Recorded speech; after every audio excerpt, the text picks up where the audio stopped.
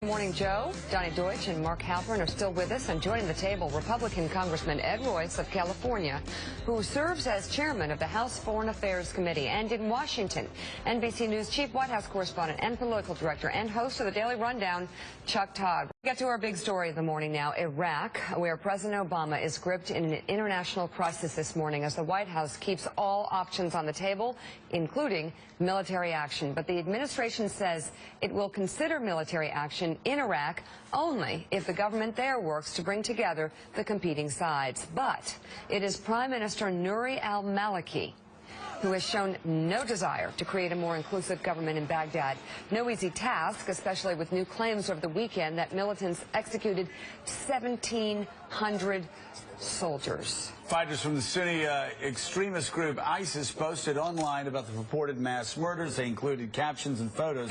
They claim to show young Shiite men lying in mass graves. Now, NBC News has not confirmed the authenticity of these images. The increasingly vicious terror campaign is part of a coordinated push by the terrorist group to inflame sectarian divisions. The militants are trying to carve out their own Islamic State in Iraq and Syria, and of course leaving the United States with a lot of questions. Mr. Chairman, what to do next. Let's bring you in. There are a lot of different reasons we're facing the crisis we're facing in Iraq right now. We can go down the list. Dexter Filkins had a pretty good list. He said, number one, the chaos in Syria and exploding and going unchecked across the border. Number two, the gutting of the Iraqi government. We're going to talk to Paul Bremer in a little bit about that after the United States got in there. He blames, his fourth reason is he blames the president for not leaving residual forces there when most foreign policy experts said that was needed. But I want to focus on number three, and that's Maliki. Said, and Dexter Filkins at the New Yorker, of course an incredible war correspondent, places most of the blame at the feet of Maliki. So this guy time and time again has refused to create a government that can be inclusive, that can hold Iraq together. In fact, he goes the other way. Can we ever have peace in Iraq if Maliki's running Iraq?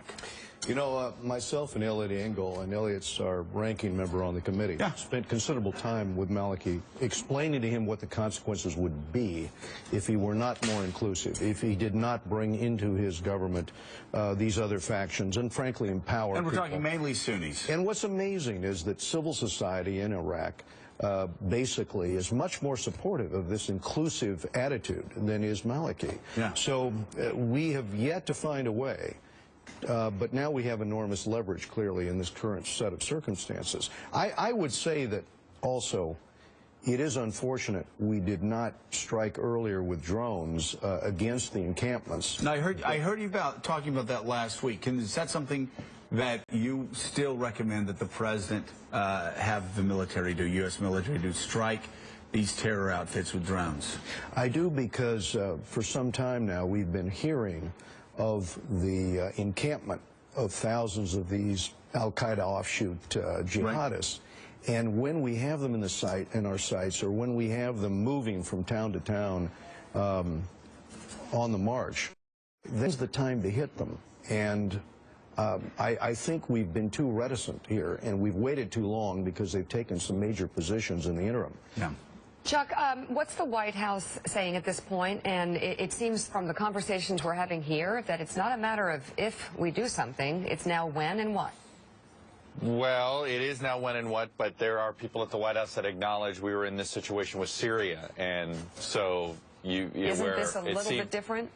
Well, you would think it's a little bit different, but they've also set a pretty high hurdle by telling Maliki, you know, that any help from the United States comes with conditions about him trying to rebuild his government, rebuild a more inclusive government, and there are no signs that Maliki's going to do something like that. Now, as for whether they take action and when they do it, right now I'm told that one of the reasons for delay is they want to get their own intelligence, that we don't have the targeting we need. We don't trust Maliki to give us the right targeting. They think that maybe Maliki's government, the intelligence that he would give, could be just something that would, people that he wants to get rid of rather than being the right target. So there is a tactical reason for the delay of not acting according to the White House, which has to do with gathering intelligence. But look, you can't help but wonder, I think that they don't want to do this. They don't want to, because how do you get out?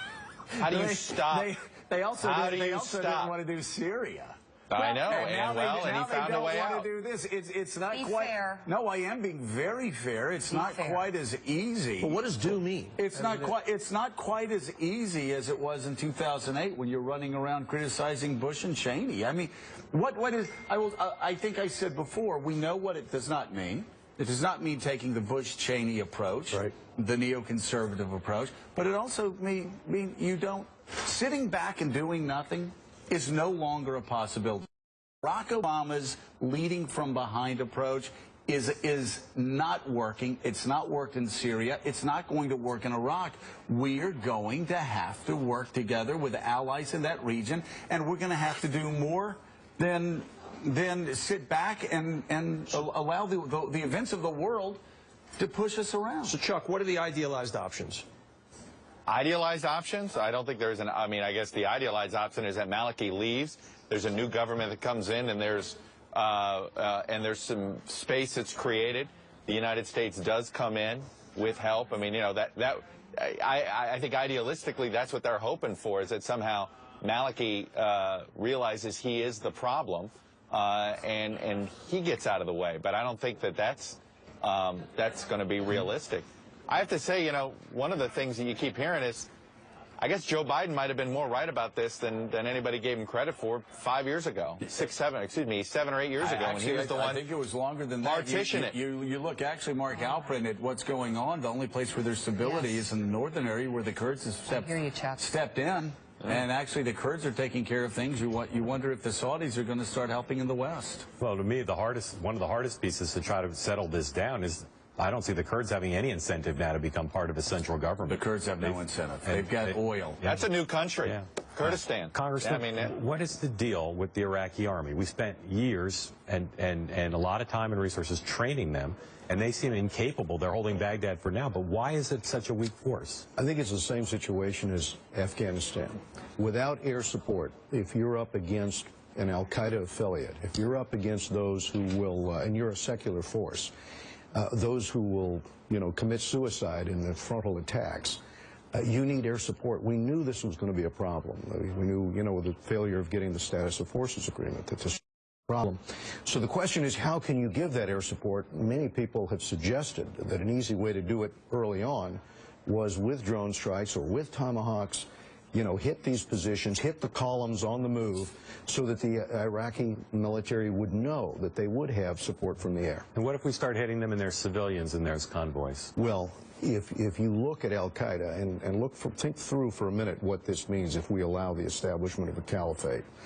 If you look at al-Qaeda and you can see them hoisting the black flag of, you know, of their ideology, and if you see them carrying out mass atrocities and you've got a bead on that column and you don't hit them, what are you going to do? Let them take another city?